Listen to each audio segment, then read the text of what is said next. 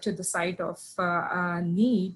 And finally, they also play important role in transporting lipids from digestive system. So what happens if this lymphatic system is having some problems? So dysfunction of lymphatic vasculature leads to a series of physiological disorder that include inflammation. And if there is injury to the lymphatic drainage, this would cause an impaired immune response. Problem with lipid absorption will result in obesity, and fluid accumulation could cause lymphedema, which is quite debilitating, and patients have a very poor quality of life. So how does this lymphatic system start? Like when you go back all the way to stem cells, some of the progenitor cells by de novo system differentiate to cells called as angioblasts. So these are actually the precursor cells for the formation of the vascular network.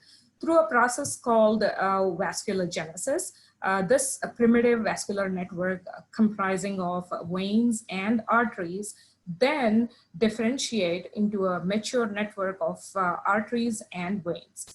So at some point during the development, some of the cells in some of the venous endothelial cells decide to take on or differentiate to lymphatic endothelial cells, which then goes ahead and forms a fully functional lymphatic vascular system.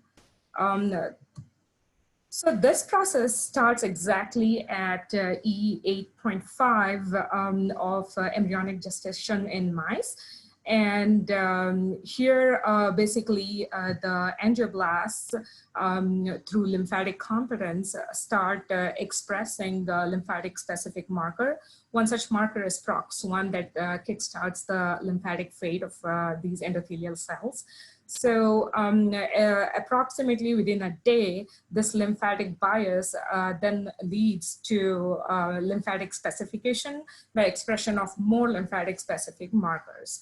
So these lymphatic endothelial cells then go ahead form the initial jugular lymph sacs. The jugular lymph sacs are the primitive lymph sacs that give rise to the complete tree of lymphatic vascular system.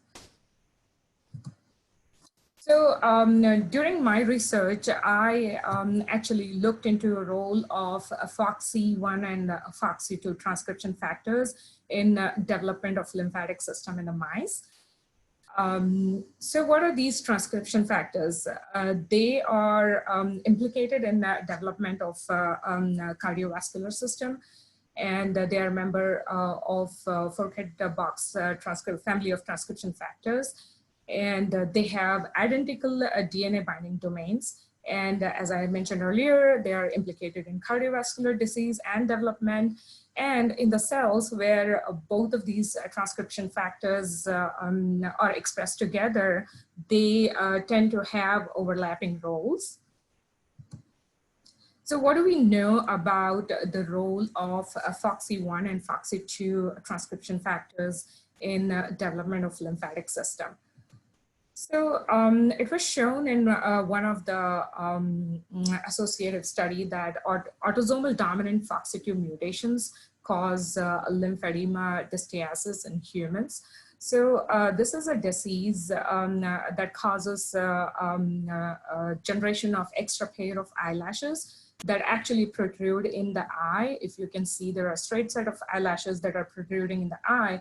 This then disrupts the corneal epithelium, resulting in a loss of vision. Some of the associated findings in these patients include ptosis, which is drooping of the eyelids, and congenital heart disease and cleft palate.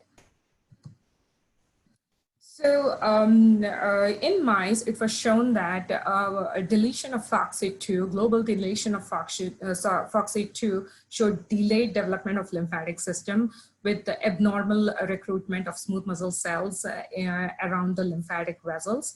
So what was not known at the time we started this project was we did not know what FOXY1 was doing in lymphatic system, if even it had any role in development of lymphatic system. And there was a gap in knowledge between the late development and the early developmental events in FOXY2 global knockout mouse.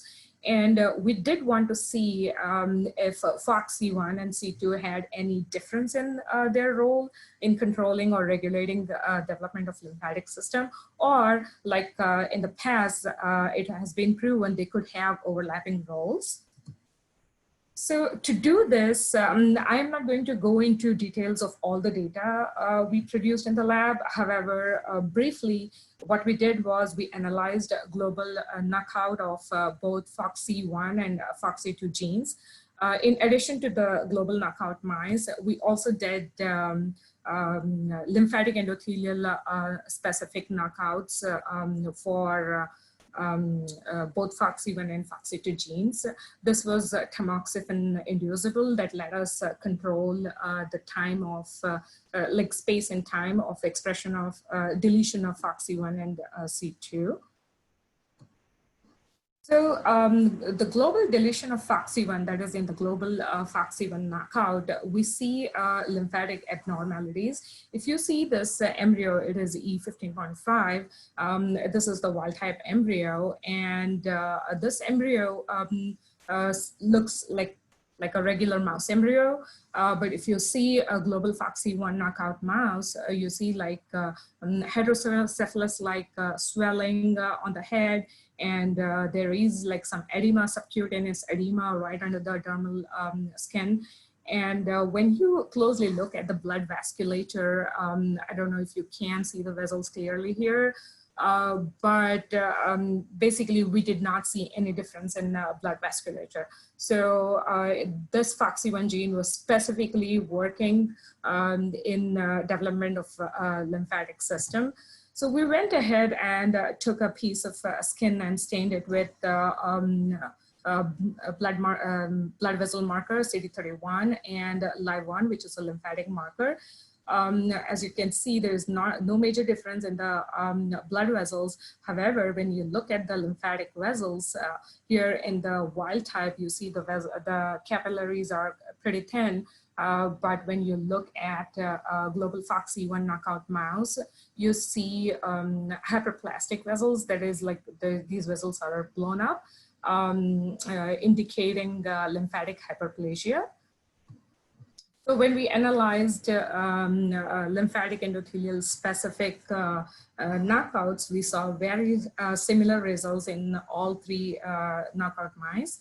There was lymphatic hyperplasia in FOXY1, lymphatic hyperplasia again in FOXY2, and lymphatic hyperplasia in the double knockout. However, the edematous phenotype in the double knockout mouse was pretty enhanced. If you can see, you can appreciate like how edematous this mouse embryo is. So we wanted to further look into the mechanism by which these transcription factors could be controlling this lymphatic endothelial development. We did many experiments where we did show that FOXY1 and C2 transcription factors were controlling proliferation of lymphatic endothelial cells, apoptosis of lymphatic endothelial cells, but what was the mechanism by which these transcription factors were controlling these functions? So for that, we isolated lymphatic endothelial cells from the double knockout mouse and performed RNA sequencing. And among many candidate genes, we narrowed down to two, RASA4 and RASAL3, for various reasons. So RASA4 and RASAL3 basically convert active form of RAS GDP to RAS GDP, thereby controlling the activation of ERK-MAP kinase pathway. So in our knockout mice, we were seeing the decreased amounts of RASA4, RASA-L3. That means the conversion of active RAS to inactive RAS was impaired, thereby leading to overactivated ERK-MAP kinase pathway, which, as you all know, controls cell survival and proliferation. So we hypothesized that since we see a decrease in expression of RASA4 and RASA-L3, RAS-MAP kinase, ERK-MAP kinase pathway could be the one that is regulated in these cells on deletion of FOXC transcription factors. We did multiple experiments to confirm this, but I'm going to jump to the most interesting experiment which we did, which was the functional rescue of lymphangiogenesis following inhibition of ERK and MAP kinase signaling. Here, what we did was we injected the pregnant mice with the control DMSO, or the U compound, which is the inhibitor of ERK activity. So when you looked at we did a couple of injections we standardized this experiment, so we knew the amount to be injected and the time to be injected. And when we analyzed the dermal lymphatics following the inhibition of ERK pathway, what we saw was in the lymphatic endothelial specific knockouts, you do see hyperplasia. You can appreciate like hyperplastic vessels in all the three knockouts. But when you inhibited the ERK pathway, this hyperplastic vessels kind of went back to being normal lymphatic capillaries, thereby rescuing the function of lymphangiogenesis. So this was observed in all three knockout mice, confirming our hypothesis that FOXC1 and C2 are regulating lymphangiogenesis via ERK-MAP kinase signaling. To summarize, FOXC transcription factors regulate developmental lymphangiogenesis. We saw that deletion of FOXC transcription factors in mice resulted in lymphatic hyperplasia, and FOXC transcription factors regulate lymphatic endothelial cell proliferation and apoptosis via ERK-MAP kinase pathways. So this work was done in Dr. Tom Kume's lab, and I thank my team members, my co-authors on this paper, and the collaborators, and we had NIH funding at the lab for this one. As I promised, I'm going to briefly touch about lymphatic system in the brain. So for a long time, for a very, very long time, it was believed that the brain was the only organ that was devoid of lymphatic vessels. However, very recently, 5 to 6 years ago, it was discovered in a rodent brain that indeed lymphatic vessels were present in the brain. They're actually located in the brain meninges and the cervical portion, where you can see many, many lymph nodes. This system acts, this system is called as a glial lymphatic or lymphatic pathway. It basically collaborates with the glial cells and aids in clearance of fluid by clearance of fluid, that is the cerebrospinal fluid. This flow is achieved by help of aquaporin 4 water channels. So the lymphatic vessels basically drain the fluid in the perivascular spaces. And very interestingly, this pathway in rodents was observed to be active only during awake hours, only during sleep hours, and was dormant during awake hours.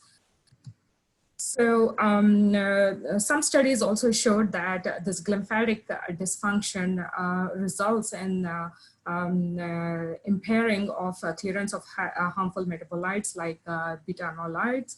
And in animal models of traumatic brain injury and Alzheimer's, they were able to show that due to impairment of the lymphatic system, there was an increase in accumulation of these solutes, which might indicate or play a role in these diseases. So this begs a question that is are lymphatic vessels present in human brain? Very recently, a group in NIH was able to discover lymphatic system in brain as well. This was shown through MRI imaging of CSF flow along the pathways that were very similar to the mouse models. And here in the brain meninges, you can see the green lymphatic vessels that also lead to the cervical lymphatics, where you have many lymph nodes. And the PET studies showed accumulation of beta amyloid plaques after single night of sleep deprivation. Seems like the system is pretty important, and definitely there will be many questions that can be solved if you go study this system at a deeper level. So with that, I am ready to take questions.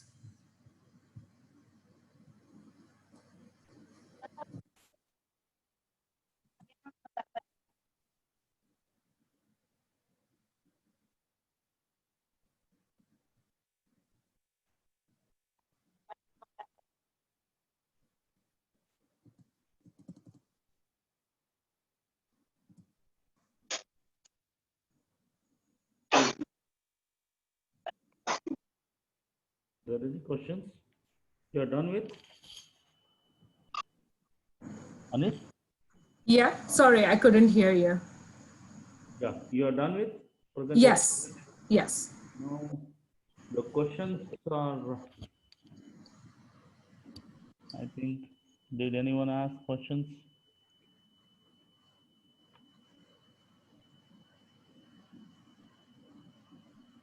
No, I don't think.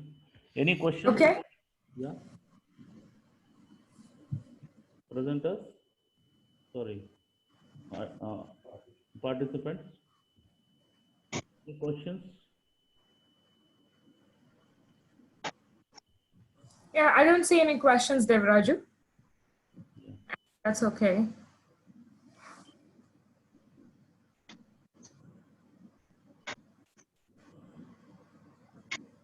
Okay. No questions? Okay.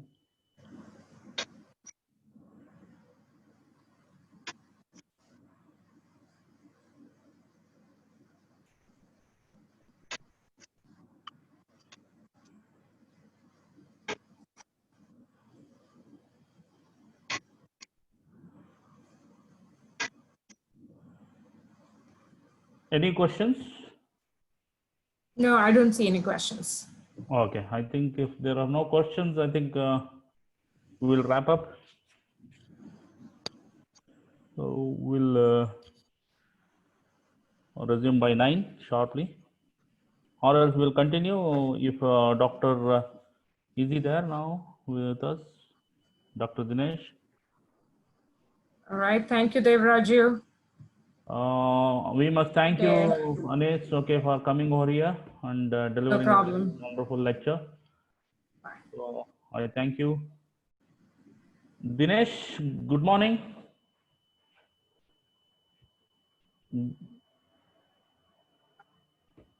Is he there?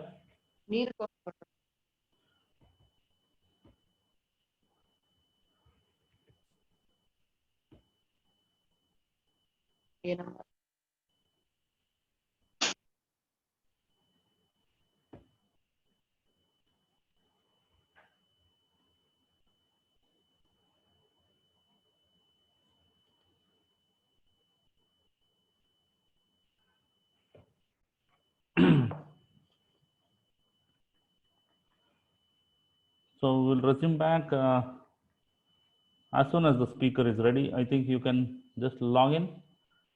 You can continue being there in the same status. Let me check with other speaker. Okay, if he is ready, we will now continue. 9 o'clock. He might also get delayed. In case if Dr. Dinesh is ready, we can.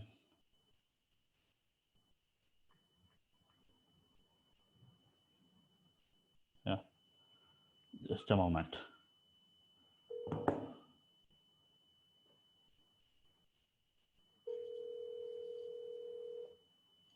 Because he will be very late, you know. If he, Yes. yeah, Dinesh, good evening. Yeah, I'm fine, man. Okay. So if you are ready, okay, you can log in, or else I will take a break.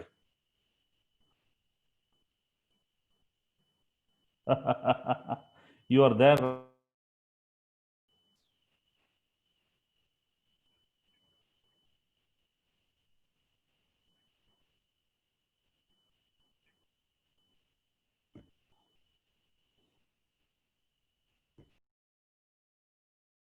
Yeah, shall I continue?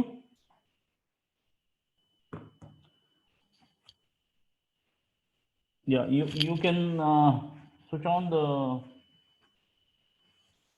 video and then even you can unmute yourself. Yeah, you can unmute. Yeah, I will do that. Okay. Yeah, for you. I think, can you hear me now? Yeah, I can hear you. Good evening, Dinesh. Welcome back to Good the evening, yeah Raj. this webinar. So we have been hearing almost now fourth day of webinar series. So Yeah, that's on behalf of the Department of Biochemistry and Karnataka University, I would welcome you for this. thank you so much. Yeah. Maybe Um, just a few moments, okay, 5 minutes, we will resume. Is sure. that fine? Because So some let more me check. participants. Like Yeah. I We can check Devraj, it. Yeah. I'm trying to share my screen with you. Is it possible? Can we Yeah, check it just once? check it. Okay. Yeah, you can do that. Yeah. Uh, can you see full presentation? Yeah. It is coming. Yeah. Nice. Very Okay. clear. Yeah. Very clear. Yeah, I want to make sure everything works fine before, because sometimes something works, sometimes something doesn't work. So No. Just check it out. Okay. okay, yeah, okay, Yeah. looks good. So we can leave it here at this point, right? Okay. When you start, I can move from here. Okay. Yeah. And Maybe. one thing I want to check, Yeah. because it's night here, so can you see me clearly on the computer? Because I'm in my home office, at my home office. So can you see me clearly on the screen? Yeah. I can see you. Okay, cool. So we will. It's very clear. Not a problem. We will resume in a 5 minutes. Okay. In a 5 minutes. Sure, Yeah. not a worry. Yeah, Yeah. yeah. See you there. Yeah, see you soon. Yeah.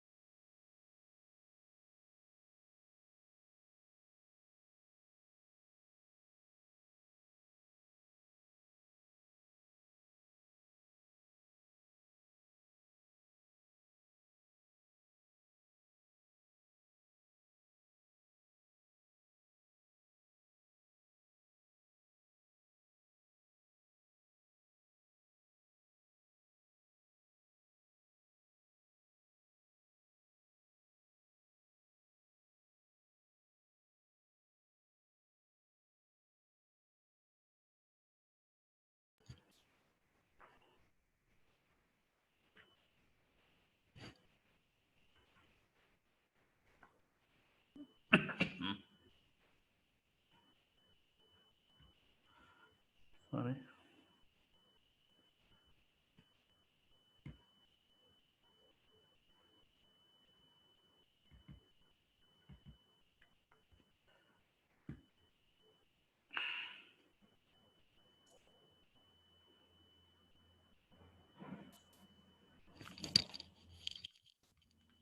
Yeah, there are people waiting now.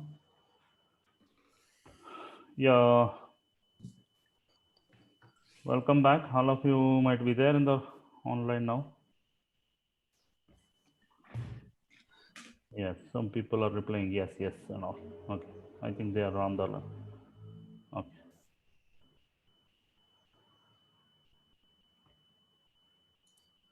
So nice to see you, Dini, after a long time.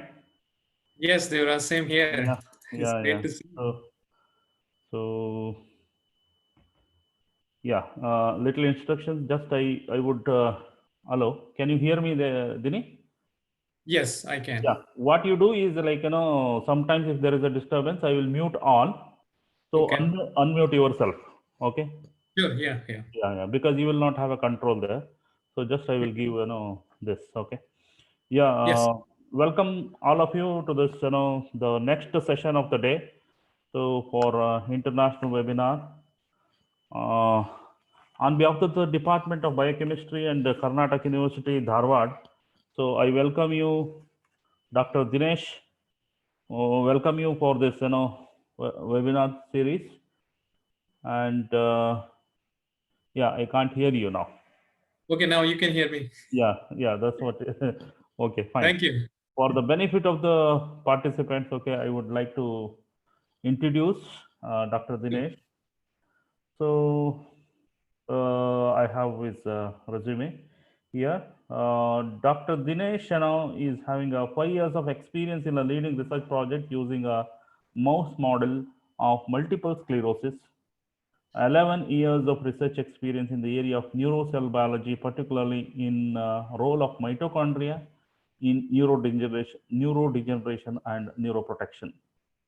Core competencies is that is a very hard worker, as I have seen. He is a very enthu, and he has done tremendous achievements, no doubt, and he has published very good research articles also. So he did his doctoral study, BS from Common University, Nainital, India, and then MS Biotechnology from the Common University, Nainital, India, and PhD, doctorate he did is in the Department of Biophysics in National Institute of Mental Health and Neuroscience, India. So he is a very good friend of mine, and so he has various research experience that after his doctoral studies he joined into University of Wisconsin. I think I am going in a reverse order, if I'm correct. Yeah, initially he started his career there, as a postdoctoral researcher in the Department of Molecular Biology, Pharmacology, and Experimental Therapeutics in Loyola University, Chicago.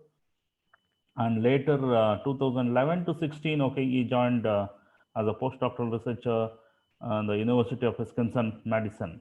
And he has been continuing there as a present is a research assistant scientist there, and in the Department of Neuroscience, University of Wisconsin. So he has done a tremendous work, not only in the during his PhD time and also in the postdoctoral too. So he has discovered the senescence domain of spartin binds to mitochondrial phospholipid cardiolipin regulated to mitochondrial membrane, particularly with the potential and calcium uptake, and he investigated the role of spastic propalgia, Troyer syndrome. Very interesting to hear about it. Okay, protein spartin on mitochondrial function, and discovered the first linkage between the mitochondrial mobility and neuroprotection in a secondary progressive multiple sclerosis. And he has investigated the role of mitochondria anchoring protein, centapilin, and multiple sclerosis. Generated a double knockout mouse by genetically eliminating syntaplin protein in demyelinating sure mice model. So currently he's testing on CRISPR-based gene therapy. I think most advanced now, everyone is talking about it, in a various mouse models, and then multiple sclerosis to explore the therapeutic targets in MS. And recently discovered a novel uh, excitotoxic pathway leading to the cerebral degeneration in MS mouse model. Using a transgenic mouse lacking mitochondrial anchoring proteins, okay, discovered the direct correlation of mitophagy and neuroprotection. So his expertization and so on, it goes on, and he has got a very good publications from Cell Report to Science Report, various again, Science Report repeatedly, and Cell Report and Brain Research, and Journal of Neuroscience and Oncology Target, and a +1 Neurochemistry International Journal, and a +1, and a many. And he has been invited for various universities in the US and as well as in other countries for invited talks. So he has done some of the workshops he has been carried out, and various conferences he has attended. I think the resume goes up. So let me brief. More than that, he is a very enthusiastic guy, as I have observed, and I think nothing can stop him. And he has been, working hard day and night for research. So I also wish him for better future as well. And I welcome you, Dr. Dini, for this international webinar. So nice to hear you, man. Yeah. Thank you so much. Thank you so much, Devraj. So can you see my screen? Yeah, Yet? yeah. No? Please. It should be the right. Is it correct? Absolutely fine. Okay.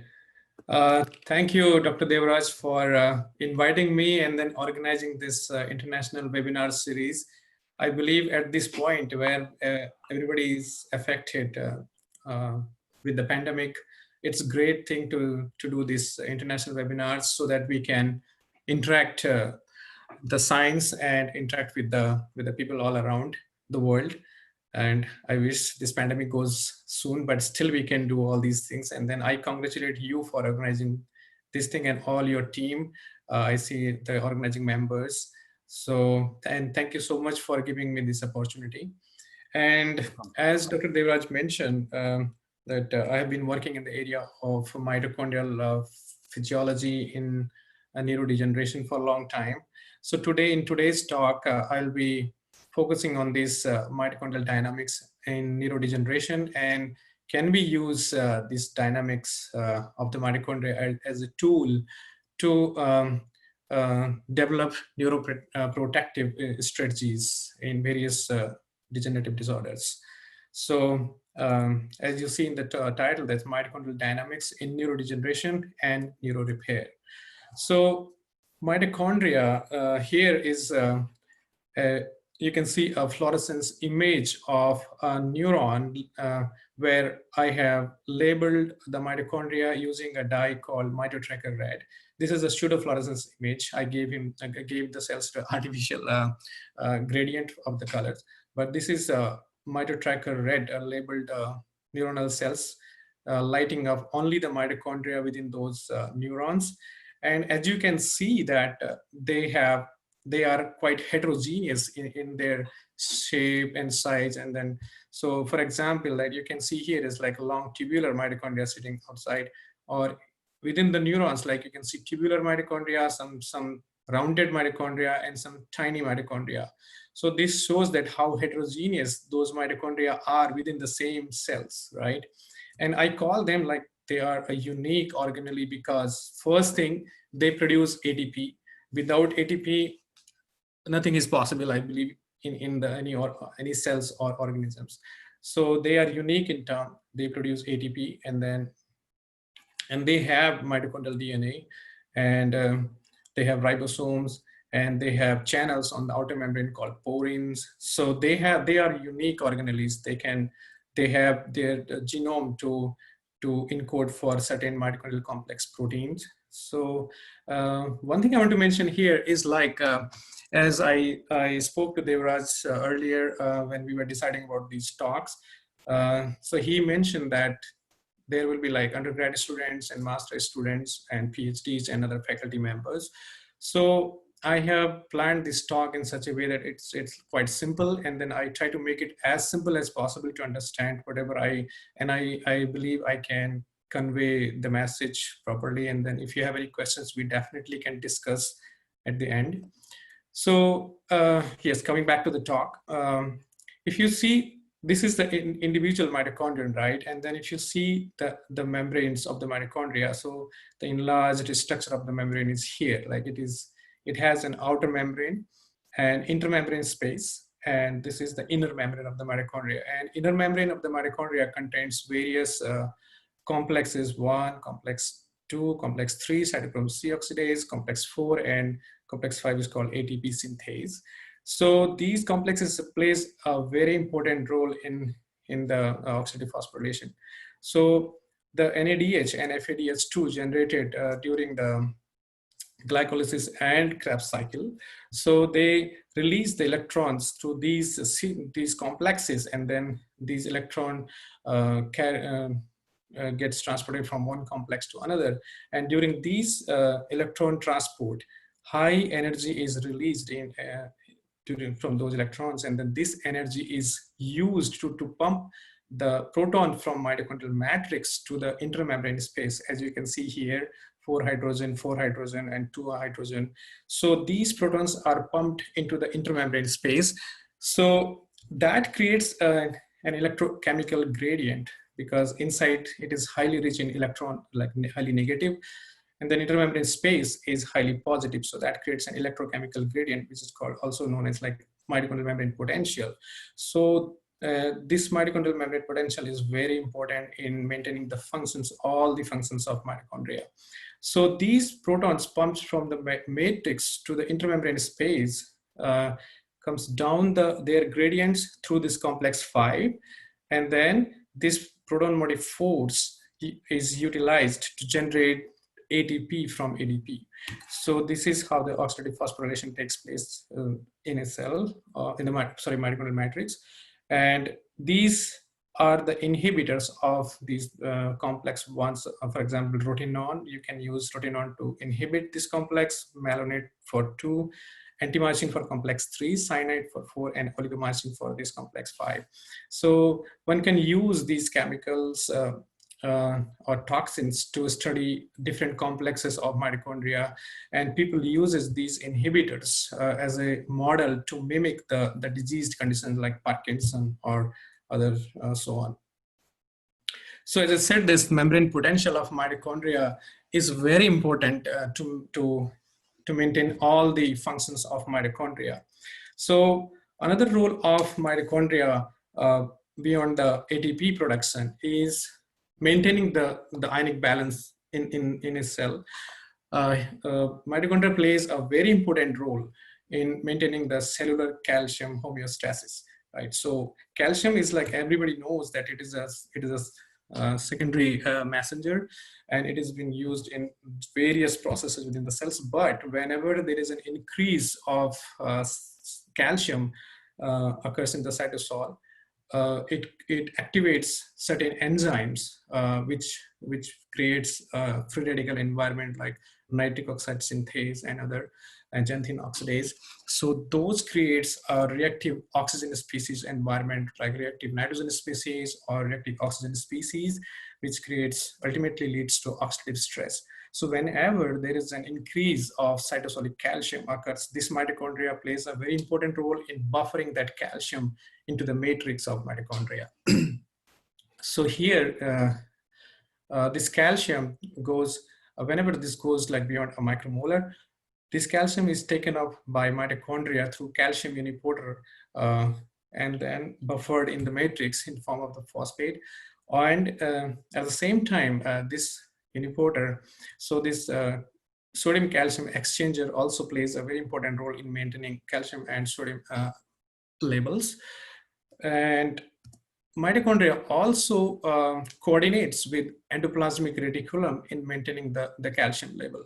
So here in this schematic diagram, you will see that this is the matrix of the mitochondria, this is inner membrane, that is outer membrane, and this is cytosol. And here is the endoplasmic reticulum. So in this schematic diagram, it is shown that, okay, calcium released from IP3 channels from endoplasmic reticulum is taken up by voltage-dependent anion channels on the outer membrane, and that travels through the matrix via mitochondrial calcium uniporter, and then it is either buffered in the matrix or it is transported back to the endoplasmic reticulum via sarcoendoplasmic reticulum calcium ATPase. So during all these processes, ATP is required, and also definitely the membrane potential is required for calcium buffering or any function of the mitochondria. So next, these are the basics of mitochondria I'm talking about. So, okay, I'll minimize that. So next thing comes like, how do we study mitochondria? What are the tools we use to study mitochondria in the cell? So there are various type of probes available, or dyes are available, which can be used to label mitochondria within a cell. For example, like mitotracker dyes are very popular dyes to label mitochondria in the cells. So in this example, this is a mitochondrial red labeled HeLa cell population. Here you can see those dyes clearly shows the mitochondrial structure. And sometimes like these mitotracker dyes or any of the dyes are get bleached during the image acquisition. So the next level from there, you can utilize these genetically targeted probes like MitoGFP or MitoRFP or Dendra. A lot many probes are available. So these are much stable compared to mitotracker dyes, especially when you have to do a long time-lapse imaging, like for hour or half an hour. Sometimes these mitotracker dyes, either you have to keep a laser power very low, or you have to choose another option. So these all mitotracker GFP are like get excited at certain wavelength of the light. You can use confocal microscopy to study all these structures. So as I said, like GFP is much stable, and then it gives a brighter signal at very low laser power. So you can clearly distinguish the morphology of the mitochondria. This is the HeLa cells labeled with the transfected with the GFP, and blue you can see the DAPI in the nucleus. So another method can be utilized to study the mitochondria is like high resolution electron microscopy. So that sometimes people uses to study the ultrastructural changes. Suppose they want to study the crystal structure or the membrane deficient, like defragmentation of the membrane or any other processes. So we have been using this technique for different mice model to count the healthier mitochondria, which they have like proper shape or what kind of shape they have. So all those quantitative analysis, we have been using these techniques a lot in our mice models. And next comes like, though the previous slide I told about like how do we study the structure of mitochondria. The next I'm going to talk like how do we study the function of the mitochondria. So for the functions too, like there are fluorescent dyes available which specifically shows reflects the function of mitochondria. So for example here there is a dye called TMRM, tetramethylrhodamine methyl ester. So that is well-known or quite stable dyes to monitor the mitochondrial membrane potential in the live cells. And I've been using this technique since my PhD. And I have done a lot of work using this dye, and I love this because this is quite stable when you have measurement going on for like an hour at different time points. So this is a potentiometric dye, so means it is taken up into the mitochondria on the basis of membrane potential. If the mitochondria are healthy or they are quite polarized, you can this dye can be taken up by mitochondria. if they are not healthy, you will see a diffused staining. I will show you just in a minute that how that diffused staining will look like.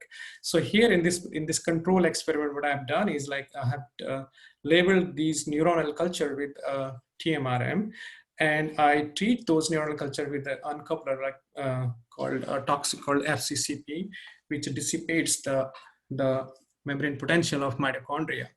And when the potential get dissipated, you will see a sharp dip in the fluorescence or into these mitochondrial region, and those fluorescence will get diffused into the cells. So let's play the movie and then see. So here, here you go, when you add the CCCP, it gets diffused staining, and then you will see a loss of signal of the TMRM, and then that you can quantify here on the right panel. And similarly, you can use rhodamine-based dyes to monitor the calcium signaling into the mitochondria. So here is an example of neuronal cultures labeled with rhodamine dye, rhodamine 2. And this is a control experiment I standardized when I was in NIMHANS in the biophysics department. So there we standardized this dye loading technique, and then ran some control experiments. And here you can see this dye is selectively localized into the mitochondrial regions by morphology or the perinuclear region. It is not labeling whole cytosol. Otherwise, you will see a diffused staining. And to confirm that this is localized into mitochondria, you will, when you treat the cells with FCCP, you will see a loss of calcium signal from these, or the dye is leaking out to the cytoplasm from the mitochondria or going away from the mitochondria, because everything is dependent on the membrane potential, right? So when you, so you can quantify this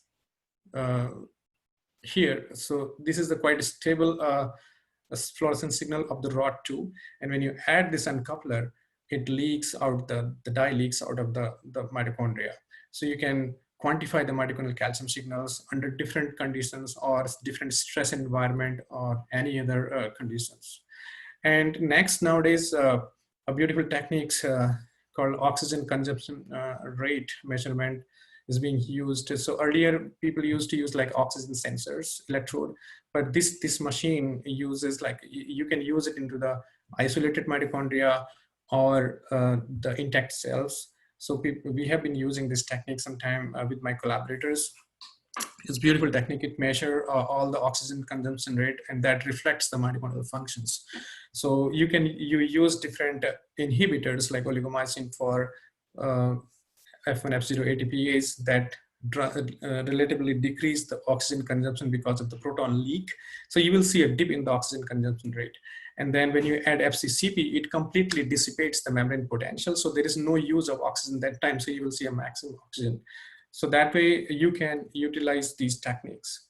So next I'm coming to like, okay, dynamics of the mitochondria. So we did go through the slides where we talk about structure and how do we study the structure of the mitochondria, and then function of the mitochondria. And then now let's see how dynamic these mitochondria are. These are beautiful, like you can see this HeLa cell again transfected with GFP, and then GFP mito, and then the heterogeneity in these HeLa cells, you can see like various shapes. You can count the shapes like here, rounded shapes, tiny, and then elongated, and then quite elongated, right?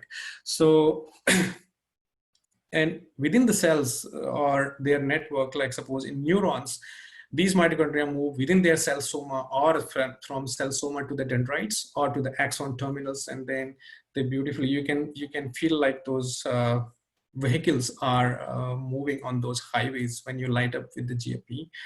So here I will show you a movie where mitochondria are shown quite dynamic in this movie. You can see like they get elongated and they fuse and they divide in the same cells. So that is suggested to be like a healthy environment. So these mitochondria divide and then fuse again and then divide to keep the healthy environment of the mitochondria sometime.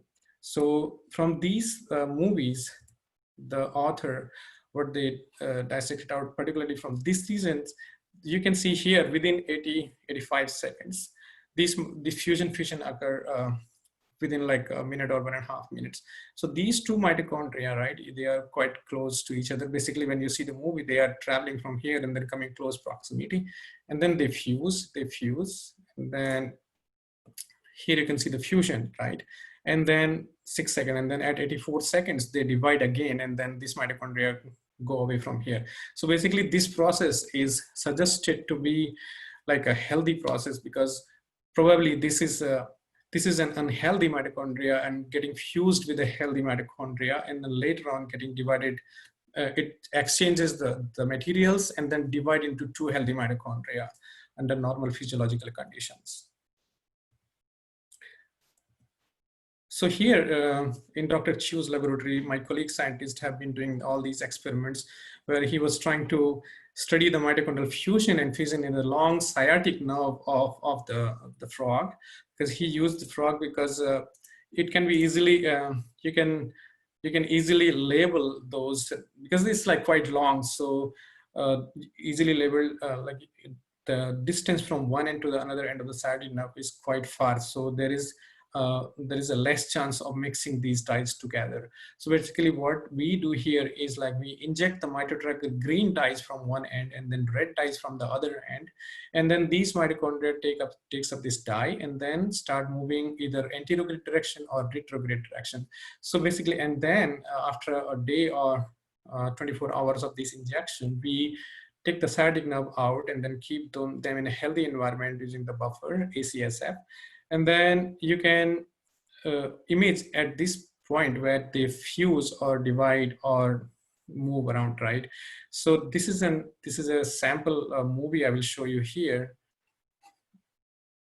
where you can see the mitochondria are moving from one end to the another end, or these yellow mitochondria, you can see that they get fused and then divide, and then sometimes you can see red and green individual mitochondria, right? So that way we study here, we are trying to quantify the mitochondrial fusion and fission event either in the spinal cord of long axons of the spinal cord or in the sciatic nerve of this. Right now we are using a rat model, and then we are trying to mimic certain disease conditions and how the dynamics of these mitochondrial fusion fission changes under different stressful environment. So when we talk about fusion and fission, so in a healthy cells, the fission and fusion are maintained, are balanced. So fission is governed by different proteins, like DRP1 is like one of the major proteins responsible for fission, and then FISH1, and other factors like MIT49, MIT51, and then mitofission factor. So these proteins basically tether the mitochondria into two different mitochondria, and then the fragmentation or division of the mitochondria occurs. At the same time, fusion is governed by the fusion proteins MFN1 and 2 on the outer membrane of the mitochondria, and OPA1 is in the inner membrane. So these two set of the proteins work together to tether the membranes of the mitochondria and make them a single mitochondria after the fusion, right? So this is a healthy environment. This is a balanced environment in the cells. So, and that has to be maintained. So what happens if the balance goes away, right?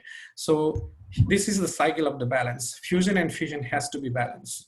So when there is more fission occurs, right? Suppose in a healthy environment, you saw in that previous movie that there are small mitochondria fusing into the one with making a long mitochondria, or a longer mitochondria getting divided into two different mitochondria. So that basically sometimes in a healthy environment, it helps in transport of the mitochondria, because these mitochondria travel along the microtubule highways. So, and the cargoes can take up the smaller mitochondria easily compared to the longer ones. And then suppose if this is an unhealthy mitochondria, so autophagosomes or endosomes can engulf these mitochondria for mitophagy easily. And then sometimes it facilitates like degraded cytochrome C release from here, induce the apoptotic signaling or necrotic signaling in some cases. And when too much of fission occurs in the cells, so what could happen is sometimes it is like abnormal condition. which could create a lot of fragmented mitochondria. So sometimes they might lack of the mitochondrial DNA. And ultimately what will happen is they do not have DNA, and then they cannot run the mitochondrial electron transport chain, because some of the electron transport chain complexes are encoded by the mitochondrial DNA, right? So that will be affected directly. It will affect the respiration directly. And then at the same time, they will create an environment of oxidative stress, because mitochondria is one of the major source of radical due to all these oxidative phosphorylation processes. So if you see like a lot of fragmented mitochondria under unhealthy environment, they will keep producing a lot of ROS. So that is not good for a cell. At the same time, if the balance shifts to more fusion, like it will create a really elongated mitochondria. And sometimes like they are called bulky mitochondria, and then they later on they make this mitochondrial sphere like a bulky sphere, which are not good for transport. And at the same time, they are not healthy for a long time. They cannot keep healthy, because if they cannot go for fission or recycling through mitophagy, means they will keep getting accumulated in the cells, and then you will see unhealthy mitochondria keep getting accumulated, right? But sometimes it is good in a healthy cells that it is good, like when you have fusion of mitochondria for the mixing of the contents, or sometimes they get escaped, unless they are healthy, they get escaped for the mitophagy. So here I have summarized like the neurodegenerative diseases associated with defects in the fusion and fission. So this is like a very few disease I have mentioned, but if you just Google it, you will see a list of protein, right? Sorry, list of diseases. Like almost every neurodegenerative disease, these fusion events are playing a role some or other way. So for example, like here, DRP1, like a fission, right? Mitochondrial fission. So knockdown of DRP1 or MFN, both mitofusions, like they are embryonic lethal. So it is not good for the health. Means by birth, before birth they die. And then same thing with the mitofusion 1 and 2, they are involved in the CMT type 2A, and OPA1 is involved in the autosomal dominant optic atrophy. And here on the right side, I have shown like how the balance, a table how the balance of fusion and fission shifts during like a stroke, Parkinson disease, Alzheimer's disease, and Huntington disease. So basically, in all the cases, and what I've been learning now, like all these diseases are associated basically with the fragmentation of the mitochondria, where the TRP1 or FISH1 goes really high, and then that it is like overwhelming fission happening in those conditions. So these mitochondria, you see, like are powerhouse definitely, and then we call them like a mobile powerhouse, because they keep moving around, right? Especially in the neurons, in the neuronal cells, they keep moving from cell soma to the dendrites or to the synapses, basically postsynaptic densities, and or they keep moving from cell soma to the axons, like long axons, and then goes to the terminals and provide energy. You can and they travel on the microtubule highways I told you previously. So you can imagine like a highway from Bangalore to Dharwad, like these are the supplier for energy, like some food trucks are coming to give you some food. So imagine in that way that, okay, these mitochondria are traveling on the microtubule highways, and the specific cargoes are responsible for taking them into forward direction, like anterograde direction, or to the retrograde direction. For example, here, the kinesin motor skip5 is responsible for anterograde direction of the mitochondria, and then dyneins are respond for taking the mitochondria back to the soma for recycling, mitophagy, or all those stuffs, right? And this is an example of, because I'm going to talk about myelinated axons later on, how the things happens in the how mitochondrial dynamics changes in the myelination and demyelination. So here there is a sketch. This sketch shows myelinated axons, where you can see this is an axon. It is wrapped by a thick myelin sheet, and here you can see, we know that along axons has node of Ronviers, where you have these sodium potassium ATPase channels for different activities. So they require energy, and then you can see that here they're traveling, and then at these points, because these points require energy. And if you see this break, this is a protein, this in red is called syntophyllin. So syntophyllin is supposed to be like very specifically targeted to the axons, and then this protein puts break in on those mitochondria, on those traveling mitochondria. So it is established that the node of Ronviers has more mitochondria compared to the other regions, because here in this example we have shown like the author has shown 3 mitochondria here, and then rest they are like randomly traveling. So these regions are the highly energy demanding regions. So you will see the mitochondria getting stopped there using these breaks, syntophyllin. So remember this break, I will be talking about a lot about this break down the road. So so here, I told like syntophyllin is the break. So syntophyllin and mitochondria. So during 2008, when I was about to finish my PhD, so that time, now this lab is, we collaborated with this lab at NIH for this syntophyllin knockout mice. So during 2008, what they discovered that this syntophyllin protein is getting co-localized with mitochondria only in the axon. So this is specifically targeted to the axon. They characterized it using different domains of this protein. So it is established that this is the axon specific anchor of mitochondria, basically axon specific break of mitochondria, right? So here in this fluorescence image I have taken from that paper, the green you can see in the syntophyllin protein, and then red is the cytochrome C, and you see a nice co-localization of most of the cytochrome C with syntophyllin, right? So when they quantitated it, it came out like, okay, 70% of this syntophyllin co-localized with mitochondria. So basically 70% of the mitochondria along the axons are immobile, because maybe those regions are energy demanding regions or metabolic need. And they characterize, I wish I could show you some movies, but somehow it didn't work. So here one can quantitate the mobility of the mitochondria using chymographs. So what is chymograph? Is like a very simple, you will see when you using ImageJ or any other free program, you can generate these chymographs. So what you can do is like they suppose this is the axon, right? So they make a line along this axon, and then whatever particle is moving along this axon, you can generate the chymograph of those moving particle. So what these lines tells us is like the vertical straight line is the stationary mitochondria, and then horizontal lines shows the mobile mitochondria. So here you can see that where we have syntophyllin wild type mice, right? So mitochondria are labeled with the DS red. So, and then they monitor the mobility of the mitochondria in a wild type and in syntophyllin knockout mice. So here you can see a lot of vertical line, right? Simply, and here you can see a lot of horizontal lines. So basically the mobility of the mitochondria increased, because very easy to understand, because there are no brakes on the mitochondria, so they keep moving around, right? So, and they quantitated it. So when you have a wild type mice with full syntophyllin, it is 30% of the mitochondria are mobile. When you knock down, almost 80% of the mitochondria are mobile. So basically it increases 2.5-fold or so.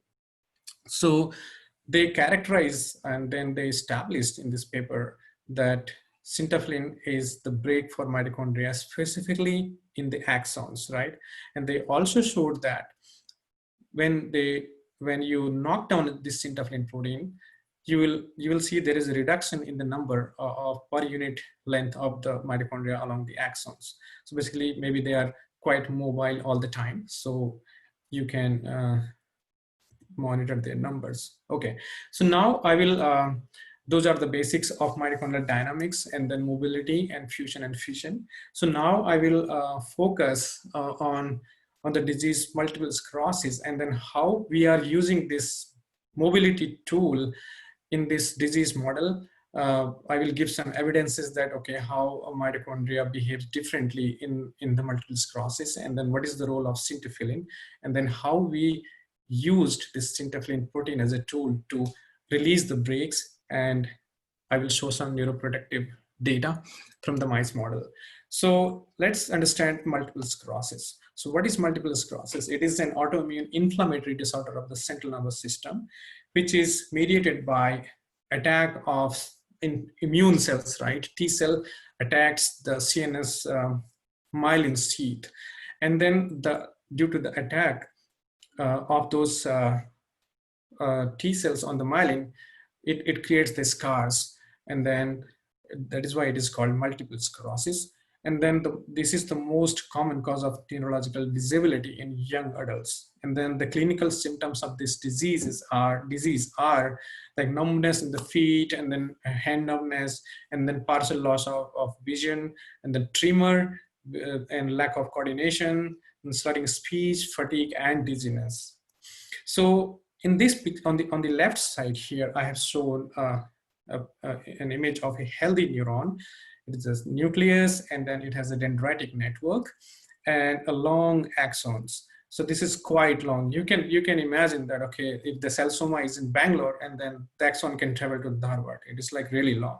So here it is quite simple. I'm talking all about Dharwad because you guys are at the Dharwad, so I'm just giving an example, because axon can be really long. So here, these long axons are covered by the thick insulating myelin sheath. And then these are the node of Ronviers. So as we all know that the fast nerve conduction happens in those axons, which is also known as saltatory conduction. And these node of Ronviers help in the fast nerve conduction in those long axons, right? So what happens in the multiple sclerosis? So due to the immune cell attack, this is the healthy myelin sheath, and then this is the sheath attacked by those immune cells, and then they generate multiple scars on these axons. So this is called multiple sclerosis. So if you talk about the prevalence, thank God Asia or India is like at the very low risk factor for this, but in United States or Europe is at highly high risk for this disease. And then here in the United States, like 1 in every 1,000 or 1 in every 10,000 is the MS patient. So in other words, I would say that it is a $1 million, like $1 million questions to find the therapy for this disease in United States. And every year, National Multiple Sclerosis Society and National Institute of Health provides a lot of grants and then money for the multiple sclerosis. So let's understand the disease course of this multiple sclerosis. So multiple sclerosis has two phases, basically. It is one is the early phase, one is the secondary phase. So early phase is also called the remitting relapsing multiple sclerosis. And here you can see that the symptom comes and then subsides. Symptom comes and then subsides. So remitting and relapsing. And then the frequency also increases with the time. And then after a certain point, it enters into the progressive phase. So here, this is the phase where you see a lot of neurodegeneration and linear neurodegeneration. And there are certain anti-inflammatory drugs which can be used to cure the early stage disease, and they have been used, they are FDA approved drugs. But once the disease enters into the secondary progressive phase, there is no cure, there is no drug, no anti-inflammatory drugs work here, because if you see the inflammation curve of this disease, like at the RRMS, the inflammation will be at the peak. So you will see a lot of immune response, a lot of activation of microglia in the central nervous systems, and a lot of demyelination. And then after a certain point, once it enters into the secondary phase, it declines. And then basically at the end, we have done some experiment for 1 year in those mice, you will not see any activated microglia or any other immune cells into those lesions, but you'll still see the demyelination. And the rodent model we use is called EAE mice, but basically what we do in this EAE, it is called experimental autoimmune encephalopathy. So basically what we do is we can buy the peptide, myelin oligodendrocyte MOG peptide, and then we inject with the adjuvant into the subcutaneous, near the brain or into the spinal cord, and that generates an immune response and specifically for the myelin, so targeted to the myelin, and then we see the demyelination after like 2 weeks of the injection. And if you want to study the secondary phase of the disease, sorry, I mentioned about the second phase. Here I want to talk about like 20% of the cases of the multiple sclerosis lack the initial RRMS phase. So they directly goes into the primary, into the progressive phase. So this phenomenon is called primary progressive multiple sclerosis. So, and rodent shiverer mice, which does not have myelin by birth, is a good model to study this particular phase of the disease. So to summarize these slides, 2 phases of the multiple sclerosis, and there is no cure for the secondary phase of this disease, and then different rodent models can be used. So we in this lab currently focuses on the primary progressive phase, or we can say that it is secondary progressive phase because of the loss of myelin and absence of inflammation here. So there is no cure, so we work on this phase of the disease. So we basically use shiverer model for this disease. So before we go into the results and then experimental parts, let's talk about like how mitochondria number or behavioral changes into myelinated and a normal myelinated axons versus a demyelinated axons. So on the left side here, I have given an example of this sketch of a normal myelinated axons, where you can see this myelin sheath and the node of Ronvier, and then again the myelin sheath. So mitochondria moves forward and backward direction, and then at the node of Ronvier, you will see the accumulation of the mitochondria, right? And here, what happens in the demyelination, this sheath goes off, and then these channels, like sodium channels, gets redistributed into those proximal regions, and then you will see an accumulation of the mitochondria along the demyelinated sides. And it is said to be like an adaptive response, like because these regions, the demyelinated regions, are high metabolic demands region. They require more energy. So mitochondrial accumulation is an adaptive response against the demyelination. And in experimental setups like Mahad, he's a very good collaborator of us nowadays. We are talking to him for some clinical samples. So he's a clinician, and then during 2009 and 11, he published 2 very good papers where he directly showed that in the mice or in the human patients, there is an increased density of the mitochondria in those demyelinated axons. On the left side here, what they did, they injected ethidium bromide that causes the demyelination for like a week. So you can study the demyelination and then mitochondrial behavior, mitochondrial contents basically in those demyelinated regions. So they quantitated. So here is an example of the axons in the normal myelinated labeled with the neurofilament, and the green are the mitochondrial labeling. So you can see in a normal axons, the density is like, okay, you can see sparse mitochondria. And then when in the demyelinated axons, you will see the accumulation of like a lot of mitochondria, right? So experimentally, they did prove that, okay, there are other labs too. They did publish so many papers. It is well established that when there is a demyelination, definitely there is a high mitochondrial contents. And interestingly, Mahad also showed that using a patient sample from the secondary progressive patients. So this porin is like a VDAC, voltage dependent anion channels on the outer membrane of the mitochondria. So they use the VDAC porin antibody to label the tissues from the MS lesions and the control patients. So here they could show that, okay, there is a high, like enormous increase of mitochondrial contents in MS lesion. And at the same time, they did show very interestingly that there is an increase, co-increase of syntrophin protein along with the mitochondria in those MS lesion. So again, coming back to those brake theory, right? So syntrophin is the brake for mitochondria, and then demyelinated axons require high mitochondria, so they will require probably more brakes, so that you can see. So here you can see then an example that more brakes were expressed to control the mitochondria in those demyelinated regions. So cerebellum, like in addition to spinal cord, cerebellum is also prone to axonal degeneration in multiple sclerosis. Like more than 80% of the patients show cerebellar dysfunction during the course, including ataxia and tremor. So we focus here on the both spinal cord and focuses. And then today I will show the data from the cerebellum, cerebellar degeneration in multiple sclerosis. So as I mentioned, that Shiverer is a good model to study the late phase of the disease. So way back before these paper came, Shiverer mice has been the cerebellar degeneration and the mitochondrial contents in those Shiverer mice has been studied beautifully. Here on the back side, imagine like 2004, I just started my PhD that time. And now I use these two papers as the base of my hypothesis here.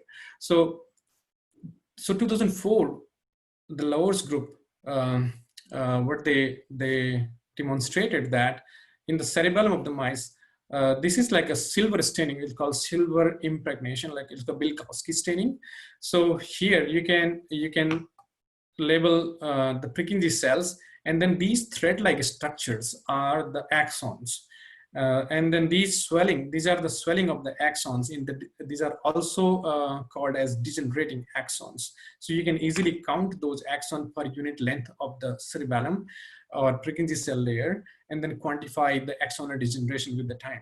So they already characterize that in the Shiverer mice, there is an axonal degeneration there occurs with the time. So Shiverer, they quantified these axonal degeneration, or these are also called torpedoes or spheroids. So they quantitated spheroids in the granular layer. This is all the granular layer of the cerebellum. So with the age, these degeneration increases with the age. And then at the same time, like during 2006, there is another paper came from Andrews where they showed that in demyelinated axon, or basically this is demyelinated, they do not have myelin by birth. So they did show an increase in the mitochondrial content. In this image, if you can see that there are more number of mitochondria, and they quantitated it. And this is a normal myelinated axon. You can see the black myelin sheet in the electron micrograph, and number of mitochondria you can count. So they compare the wild type versus Shiverer mice, and then they did see a drastic increase in the mitochondrial content or the numbers, right? So we started with Shiverer mice first, and then my first thing to check was whether there is an increase in syntophin, because increase in the mitochondrial content was already known. So I took the tissues from cerebellum of this mice and then spinal cord. And then interestingly, we did see a drastic increase in the syntophin protein, those breaks of mitochondria in these cerebellum as well as in the spinal cord. And when also we quantified this, we using a Western blot analysis. So both of these assays showed very drastic increase of syntophin and mitochondrial contents in the Shiverer mice. So to summarize, the evidence is till now that what we found is there is an increase in mitochondrial density, which is mediated partially by syntophin, like those breaks, is an adaptive response to increased metabolic need in multiple sclerosis, because demyelination, redistribution of the channels, and requirement of ATP, so requirement of more number of mitochondria. So here you can see that, okay, number of mitochondria goes high, and then this is an adaptive response because it is required, so you have to provide it, right? So that time I joined Bill's lab in 2011 in UW-Madison. So what was my hypothesis? Okay, because I was working with the mitochondria, and then, I mean, it was kind of established that mitochondria keep producing free radicals, and specifically if they are in the demyelinated environment, definitely there is a stress, right? Microglia release a lot of nitric oxide, and this nitric oxide could diffuses into those demyelinated regions and then creates additional free radical environment into those axons, and mitochondria get like more, they might produce more and more free radicals at the same time. So we asked the question that, does deletion of syntophin, basically those breaks, causes the metabolic mismatch and shorten the lifespan of this particular mice model? So we wanted to test that what happens when we delete syntophin, when we release those breaks from the mitochondria. So does it causes a mismatch in the metabolic demands? So if yes, does this affect the lifespan of the mice? So first I generated this shivered syntophin knockout. Basically, I collaborated with the Juhang Sen at NIH for the syntophin knockout mice, and I started breeding the syntophin knockout mice with the dischivered mice, which is the dysmyelinated secondary progressive phase mice model. And then like it took almost 2 years to generate these mice, and then finally we found initial 4 or 5 mice, and then we started testing those litter mates for, this is a wild type, this is a shiver mice, and this is a syntophin mice. So 2 things you can see here is one, the enormous increase of syntophin into those shiver mice, and then confirmation for the deletion of the syntophin into these mice. And we also confirmed that using the Western blot analysis.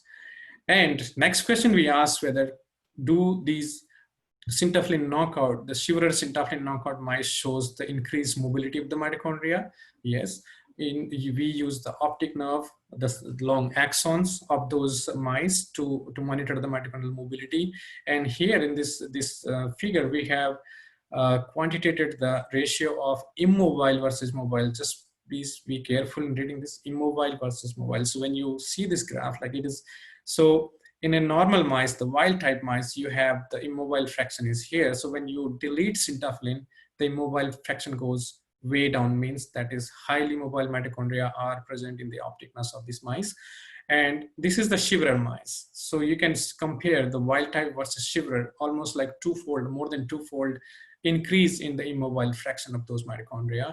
And when you delete, basically here in this green bar, when you delete the syntophin from shiverer mice, the mobile fraction comes down. So immobile fraction comes down, means this much is the difference between here to here, basically 1.5 to maybe 3, more than 3 is the mobile fraction. So we did confirm that deletion of syntophin in the shiverer mice increases the mobility of the mitochondria. So next thing we asked the viability of these mice. So whether it increases the lifespan of the mice. So this is the lifespan of the shiverer mice. They live for like 4 or 4.5 months. So here is the analysis for the lifespan of the shiverer mice. They did live around below like 150 days. And to our surprise, the deletion of syntophin in shiverer mice increased the lifespan of these mice by 2-fold. So this was totally unexpected results. We were expecting that the shiverer syntophin mice will die before the shiverer mice, but it was opposite. And at the same time, in the heterozygous mice, where we have 50% reduction of the syntophin, means we didn't quantify 50%, but yes, only one allele is present. So you can say like almost 50%. So that did not affect the viability from shiverer. So shiverer and heterozygous for syntophin died at almost at the same time, while the double knockout, I would say, I call them as double knockouts, survived 2-fold longer than that. Then we characterized the cerebellum for the neuroprotection, because we knew that it is already characterized the torpedo analysis and then other stuff. So first thing we quantitated that what happens to the mitochondrial density, because syntophin knockout does reduces the mitochondrial density in the axons. Previously it was established or shown by Kang. So we quantitated the number of mitochondria in the PC soma Purkinje cells in the cerebellum here on the left panel, and then their axon goes into the granular layer. So here you can see that the mitochondrial number increases in the cell soma of the Purkinje cells in both shiverer and shiverer syntophin knockout. I would request you focus on blue and green bars right now here, because we are comparing basically these 2 mice, and black and red are just like a control, okay? So when you compare the blue and green, like there is no change in the number of mitochondria in the Purkinje cells. And down, when you compare the number of mitochondria in the axons, that did reduces, right? The green bar goes down. So that goes with the previous finding that, okay, it reduces the number of mitochondria along the axons.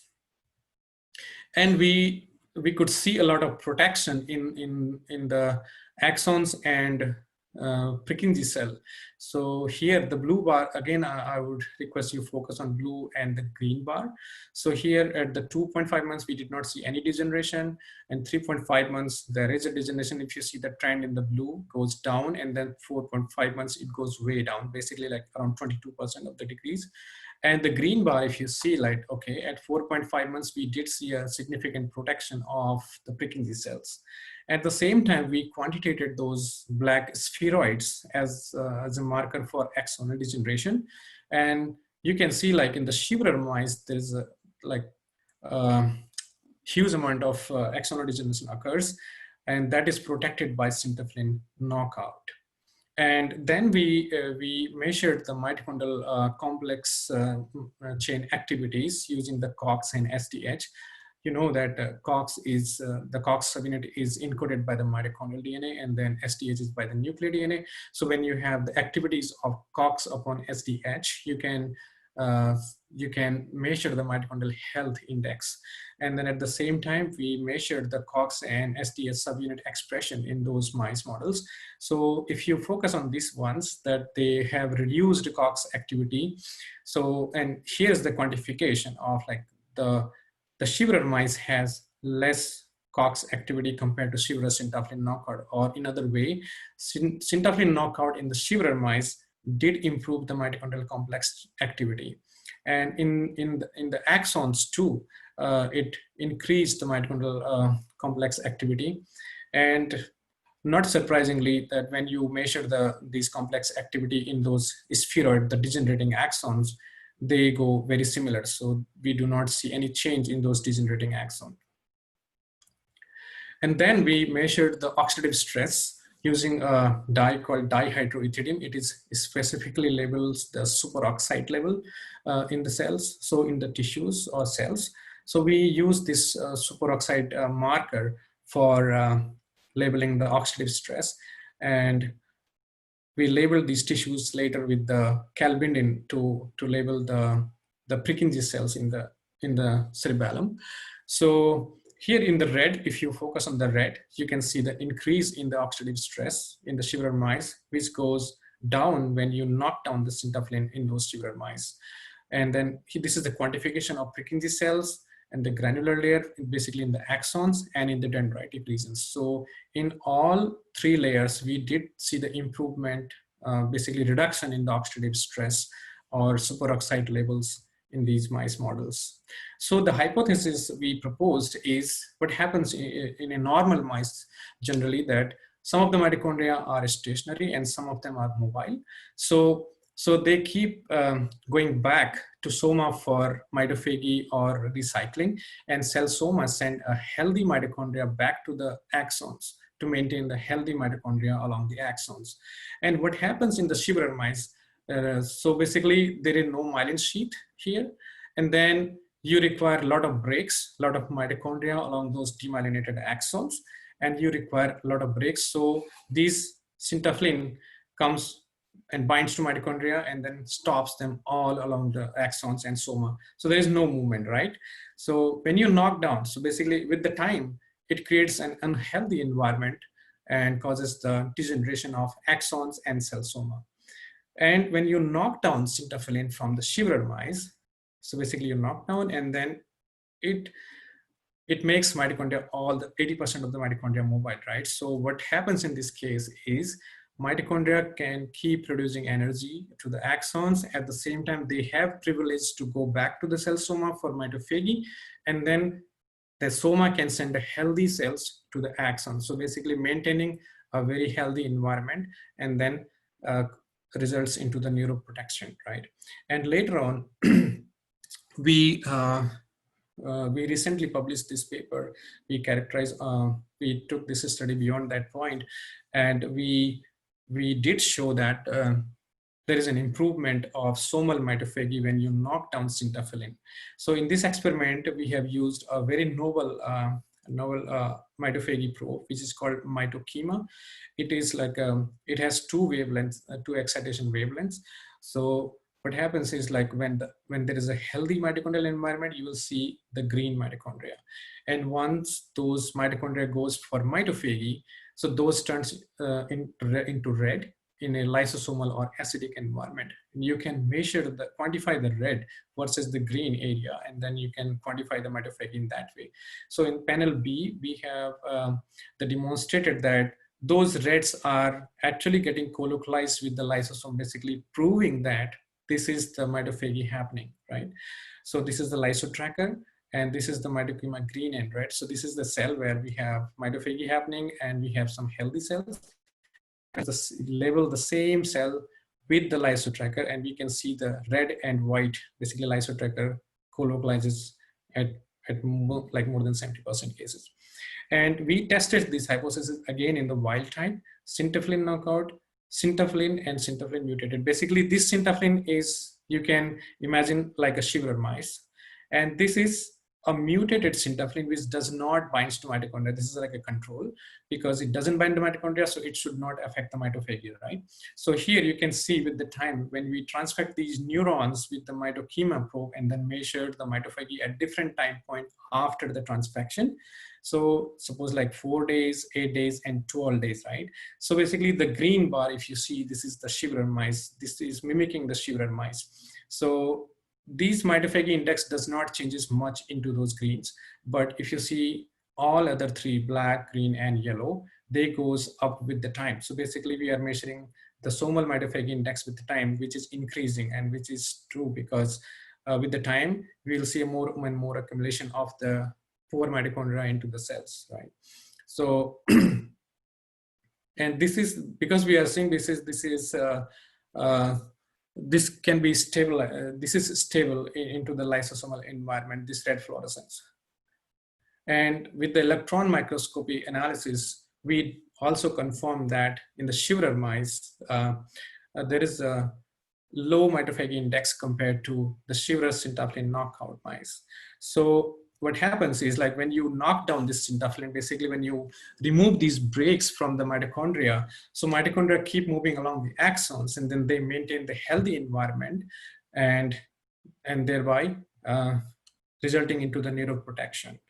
And with this, I want to conclude my talk, and I would like to thank you, my PI, current PI Bill Chu, and my colleague scientist Charlie Chahang, and the lab members like Esther 3, and other faculty members, my collaborators in the Department of Neuroscience here at UW Madison, and our collaborators at the NIH. And I sincerely thank to my PhD mentors, Dr. N.B. Joshi and Preeti Joshi, for a great guidance, and then introducing me to the mitochondria, which I really love to study. And then my first postdoctoral mentor, Joanna Bakoska. And with this, I will take the question.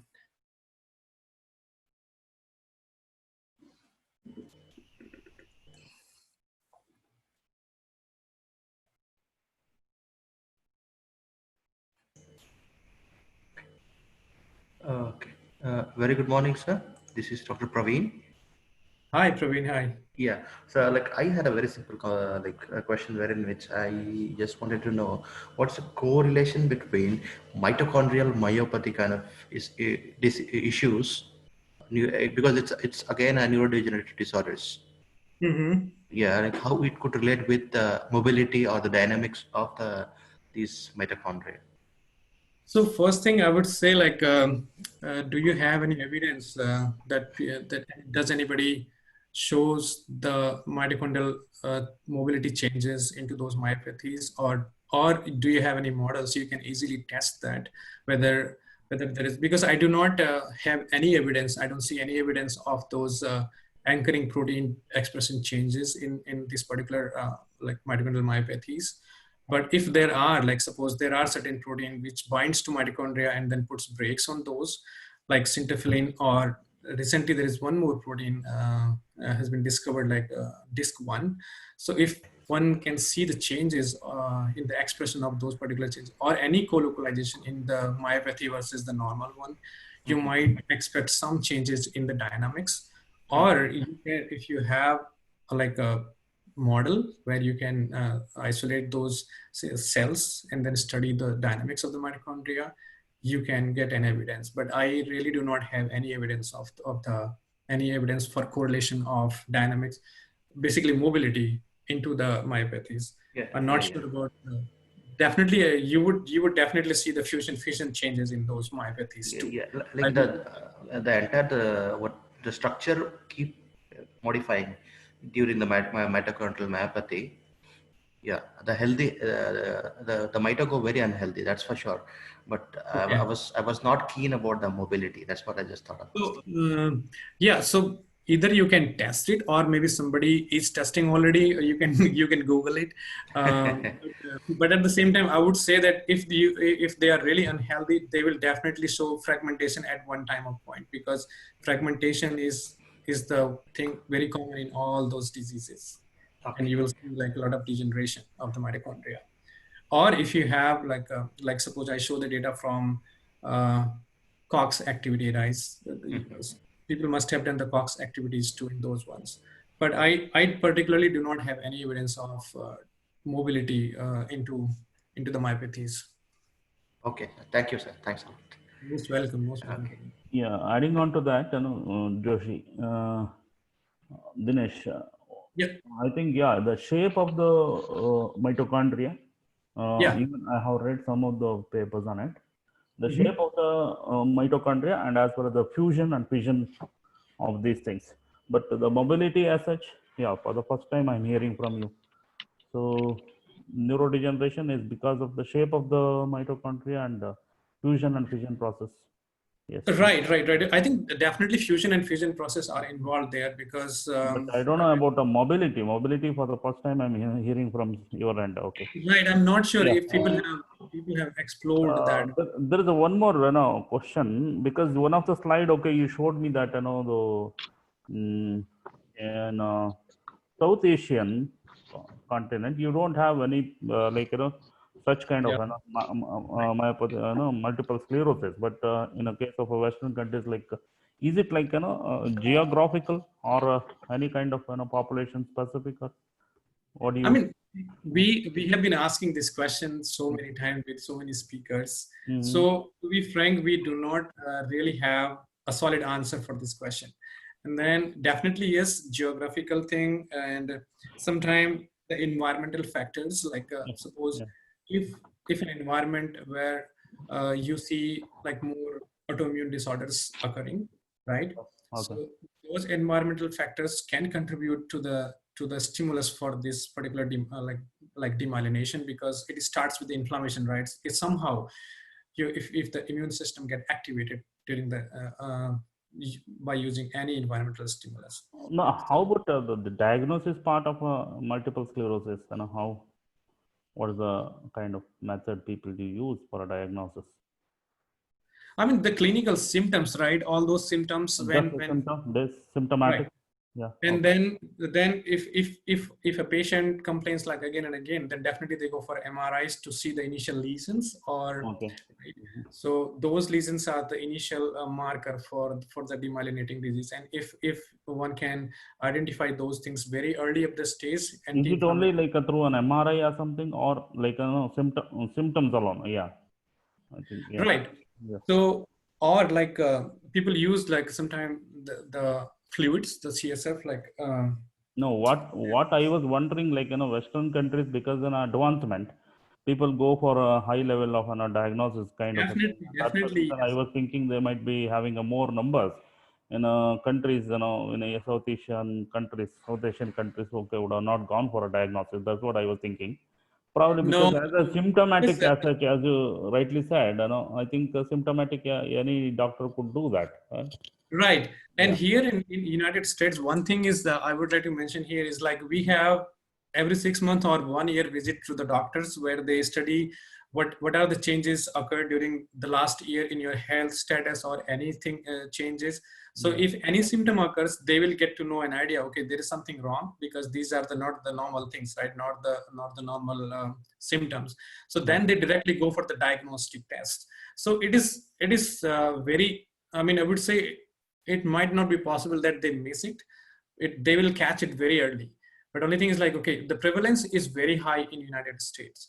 So sometime I was discussing with another PI that maybe it is like a food habits or something. people uses here, or any environmental changes what we do not see in the Asia, because Europe and America are at the high risk level for this particular disease. Yeah, I think many people do ask some kind of questions. You can scroll down. I think Dakshayani is asking how to explorate this data with a human multiple sclerosis. Any clinical samples were tested for the expression of this protein, particularly EVER protein. Yeah.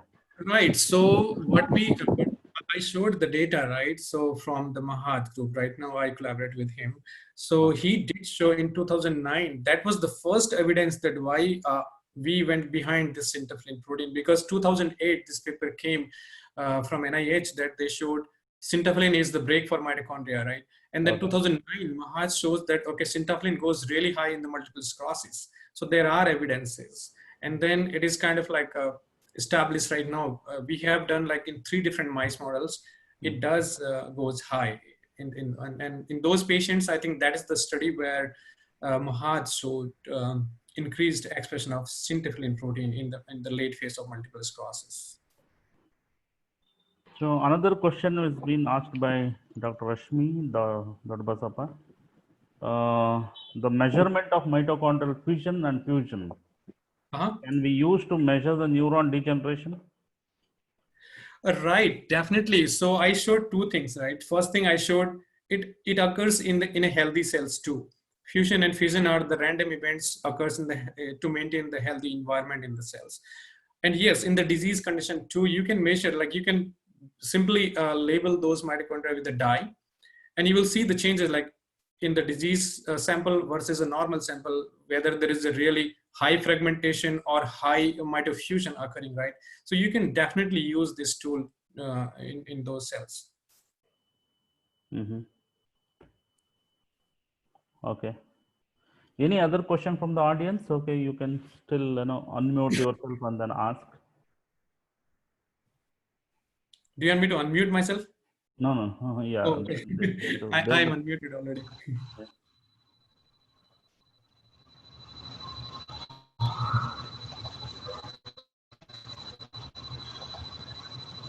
Not much questions again. Yeah, I believe so. Any question? Dr. Manohar Pattar, sir? Yeah? Yeah, I think no questions. No questions now. This is a concept, okay, neuron disease, but how about retinopathy? Yeah.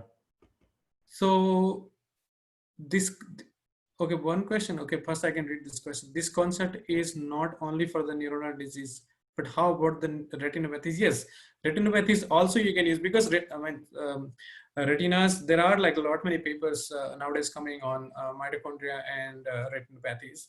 So definitely one can use all these phenomena in those retinopathies too. We are using basically this dynamics tool in the optic nerves, and then we can see like, okay, when you treat the cells with the demyelinating agent like lysolecithin, you will see a lot of fragmentation of the mitochondria.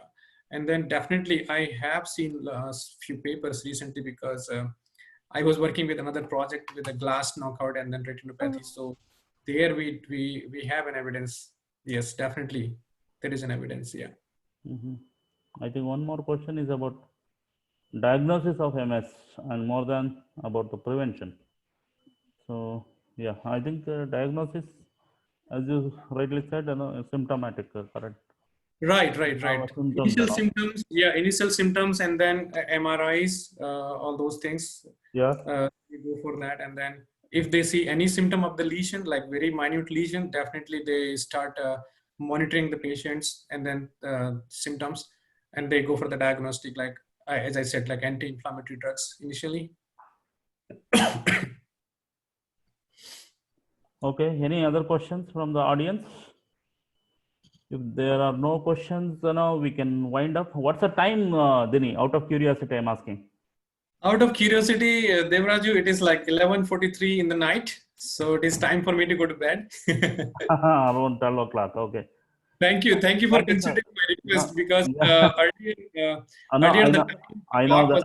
I know that you will be getting delayed and all. Okay, by 12 o'clock and all, okay, you will go for a I was sleep. thinking, like, if I start at Right. midnight 12, then definitely it is good morning for me and as well as you guys, right? So Yeah. yeah, thank you so much for opportunity again. And then Yeah, just for the benefit of participants, yeah, that's what. It's too late, in the late hours, he has been no, it was. talking I to was us. very happy to share my Yeah. research and then my thoughts and then whatever. And if they have any questions, definitely you can share emails, or if they need any materials, definitely I can provide. Yeah.